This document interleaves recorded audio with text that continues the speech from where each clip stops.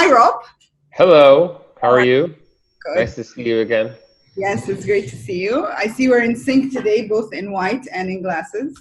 Yeah, glasses, and I have a military patch on my shirt, so I feel very tough. This background, just so people understand, this background is from a presentation I did in Detroit, and in Detroit, this fist that's in the corner, that's a very famous statue that's in the city of Detroit. All And the right. presentation I did was called "Craft is Everything, and Everything is Craft." So that's why I have the background. I figured I'd mix it up for the good people of Egypt. I think craft is everything, everything is craft will make us add a question to the list. Great. During our session, which really it was a great session, everyone loved it and everyone is still talking about it. And as I was mentioning to you earlier, I have a very dear friend of mine, she's in ECD, and she was telling me in the morning how she quotes you to her team, and she loves your attitude towards the craft and the business. And she's hoping they can grow and foster to be more like you. So, building on that, uh, Well, I hope not. I'm sure she's amazing, and everybody has their own style. Or anything. I'm happy she can take some of my session and play it back to her team. But I don't know if everybody wants to be like this. It's not spectacular. it's fine. It's perfectly fine. I promise you, they want to be like this. So don't worry. Well, As agreed during the summit, we were going to touch base again to ask you the questions that people shared during our session. And great. so I'll start. Okay. The first Okay. questions are about purpose driven propositions. So the first one would be, why are small brands better in purpose driven propositions, in your own opinion? Well, my own opinion is they're not. I mean, certainly the McCann Worldgroup, the things that we have done, our most famous and most powerful work has been for large brands. When you think of Microsoft, the one in Cannes, the adaptive controller, and another Microsoft thing, the e-commerce franchise that won the first e-commerce Grand Prix 2 years ago, and MasterCard, the things that we're working on around the world have also done very well. So when I first started 6 years ago, I've told the story about I didn't send out a big email to everybody and say let's do better work and you need to be better. I made all these posters. I designed all these posters. Creativity is the only way to survive. Outthink, outwork, outcare. And one of my favorite ones is big equals best, and it basically is based on a premise that if you don't do your best work for your biggest clients as a global network, you will fail. And we've delivered on that. 6 years later, we've delivered on that. If you look at the things that we've been very well known for, they are really connected to large brands, IKEA, L'Oreal. I mean, when you think of the things that you hold up as the best in class for McCann Worldgroup, they're connected to large global brands, or certainly large brands within a network. That doesn't mean smaller brands haven't also done amazing, purpose-led work, or even smaller organizations. In India, our McCann India group, McCann Health India group, did the immunity arm bracelet for the Afghanistan medical community. So I think we've played on both sides, but for me, I think it's always better when the bigger brands are doing the most famous work and the most important work, and certainly the most purpose-led work. So I respectfully disagree with the question, and I think we have the goods to back it up. So. And I think certainly for a big global network, if you're not doing your best work for your global clients, you won't have a long-term success. You might have short-term success, but long-term success is what I'm looking for. Very true. Let me put it for you this way. Maybe the question coming based more on our region, on the Middle Eastern region. Do you think big brands are purpose driven here in this side of the world, based on whatever limited work you see if you're not totally exposed? Do you think big brands like Well, P&G, what? for example, Yeah, but what was the car company that was it Nissan? Who did the women drivers? I think it was Saudi Arabia. What was the? or Toyota? I'm not sure which, but it was one of them in Saudi. Yes. Yeah, I don't know. I think, and maybe your region is not as big brand, purpose-led focused, but I think the big brands will be in the region. People won't accept us, these big brands not giving back Yes, and absolutely. giving back in ways that are meaningful. So it may be a slower take for the region, but certainly in America, the consumers are expecting big brands to step up and do the right thing. And whether it's creating products for the good of people or changing their pricing or their messaging, whatever it may be, it's happening.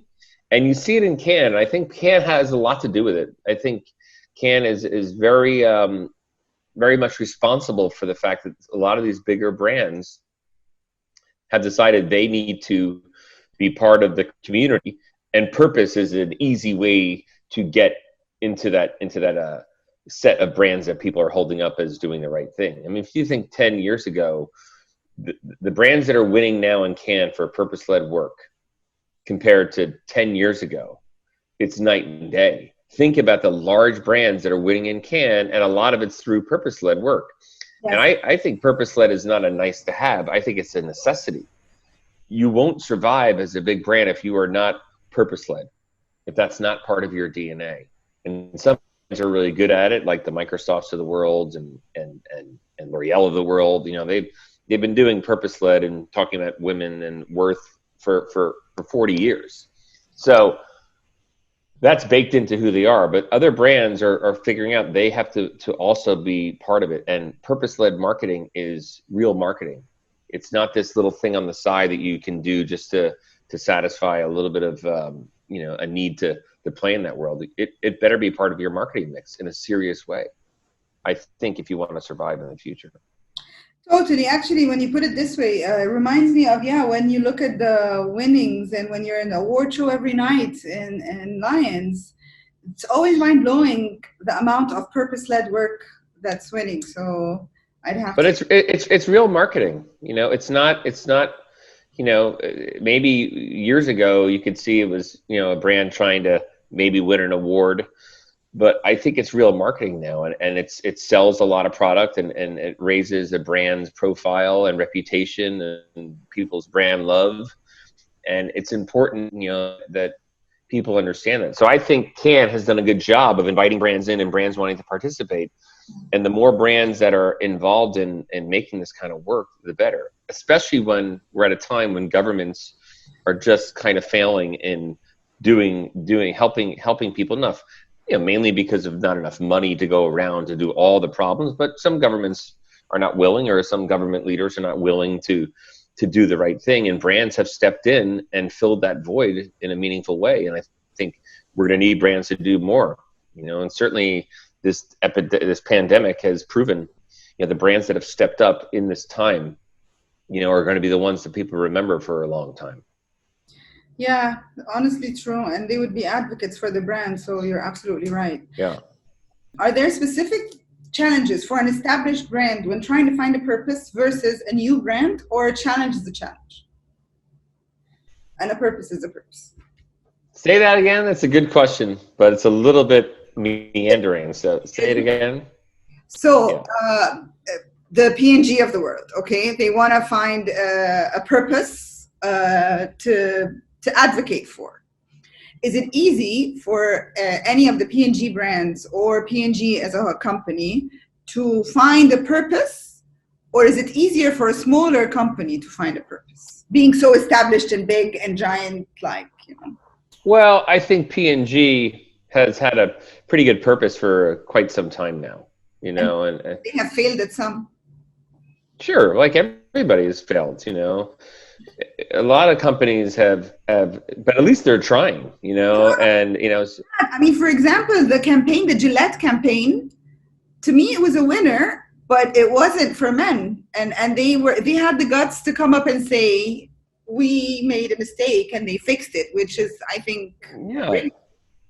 And that's where you just can't be afraid. You can't be afraid, and obviously you need client partners that can't be afraid. And that's the whole thing about relationships. When you have a deep, trusting relationship with your brand partners, your clients, then you're in it together. You're in the boat together. You're trying to do these things that maybe are risky in catching on, or people fully embracing it.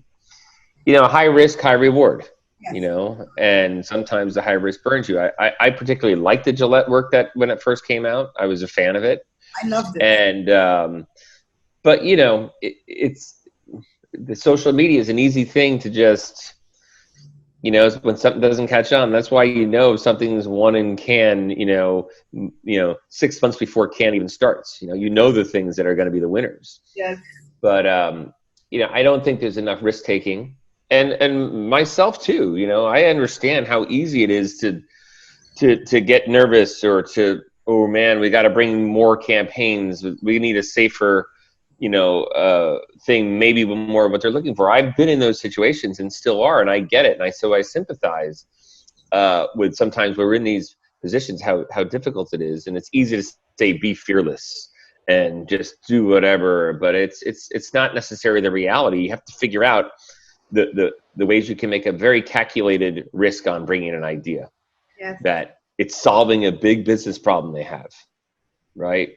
It's not offensive. You know when something might push it. But if you start, especially if it's a proactive idea, which a lot of purpose-led ideas are proactive, I always direct our teams, make sure you're solving a business problem. You have a higher chance of selling something to a client if it's solving a big problem they have. I don't know if I don't remember exactly what we talked about, but I can give a small Microsoft story. And did I tell the story about No, I don't think Bing?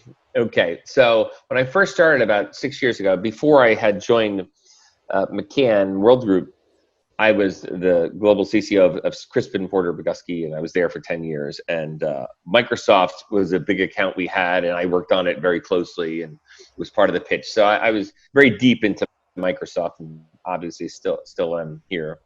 And what happened was, someone, was trying to do a purpose, they showed me an idea and said, oh, we want to use Bing, the search engine, to find the plastic in the ocean.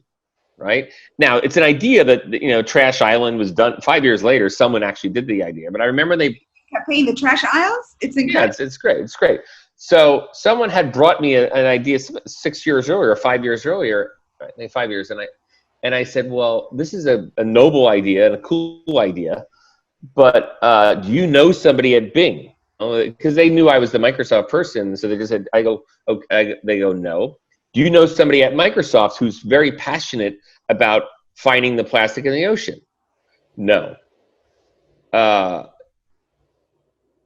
So why would I ever go to Microsoft with this idea that clearly is just serving, obviously I think that people wanted to find the plastic in the ocean, but it wasn't benefiting Microsoft at all, other than to maybe bring them some fame.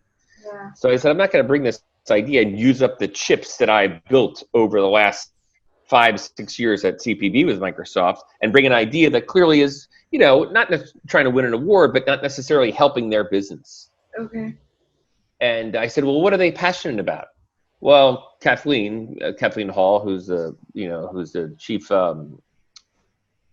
she's the head of advertising person. She's amazing. And we've been friends for a long time, and we've worked together so long. And I said, well, what's Kathleen passionate? Oh, Kathleen's passionate about getting young women into science and into technology, STEM. So I said, why wouldn't we be bringing 100 ideas around that? So we did. So we brought a lot of ideas to her, and there was not a budget for it, but she found budget, and we ended up winning Cannes. So all these things, I'm always telling people, make sure you're solving a business problem for your clients, not solving your problem. It is very, I have to say, yeah. because then you'll do the right thing, you'll help the brand, and of course you'll win an award. Remember, judges are smart. They're going to sniff out if something is done to win an award or if something is done to really move the client's business or help a client's business. If you do the same thing for a big brand, all the judges know the level of difficulty of getting these kinds of ideas through a big company. So if you can do it and it's clearly solving a business problem they have, well, then you're most likely going to win if it's done well and it's interesting. So judges think about a lot of these things about like, oh, that's a big brand. Oh, that's really hard to get through. How'd they get through that through a Verizon or a Microsoft or a Samsung? How did they get that idea through? It's so complicated. And you get so there is a little difficulty. So smaller brands sometimes maybe don't score as well in big competitions like Cannes or the One Show because maybe a lot of the judges don't know these smaller brands in these markets, but they also know it might be a little bit easier to get it through these clients than these big, massive brands, Remember, some of these markets, not only do the smaller markets, you have a real benefit too if you're in a smaller market, say a Romania or somewhere like that, because not only do you have very talented creative people, Romania is one of our best McCann Worldgroup offices, like amazing work that's come from there. And our CCO Europe. Your creative team there, his name is Razvan. Yeah, I mean, amazing. And Adrian Botan, who's the European CCO, Adrian Botan, he's from Romania. And we have this theory that the reason why some of these smaller markets do so well is not only do you have wildly creative people, you also have clients who want to go to a bigger market. Yeah. So they might take bigger risks, like, hey, together we'll move on to New York or move on to London or move on to a bigger market. So I think a lot of it's a system. And I think there is a process by which some of this stuff actually happens. But for sure, the trend is going towards when you can do something amazing for a big brand, it's really going to stand out. Definitely, I agree.